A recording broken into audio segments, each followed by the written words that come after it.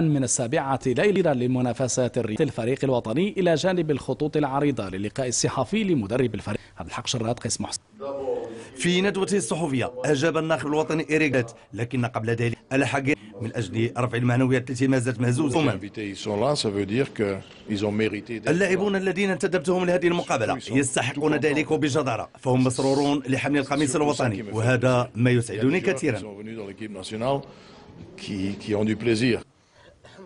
المنتخب 23 لاعبا من ضمن 7 محليين، أكبر الغائبين خرج العميد القادوري وحجي، فيما تم انتدابه الأول مرة 3 أولمبيين: زكريا بركديش فريق لونز الفرنسي، زكريا البيض من اندوفر الهولندي، وعبد العزيز برادة نجم فريق خطافي الإسباني.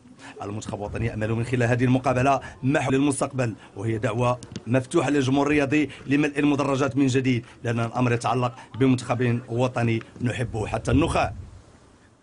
وفي رياضة التنس أقصي اليوم المغربيان ياسين إدنبارك ويونس الراشدي في الدور الأول للمحطة الثالثة من الدورة السادسة للدوري الدولي محمد السادس للاعبين المحترفين في الدار البيضاء. محمد أمين نوري، البشير رشاد ونور الدين.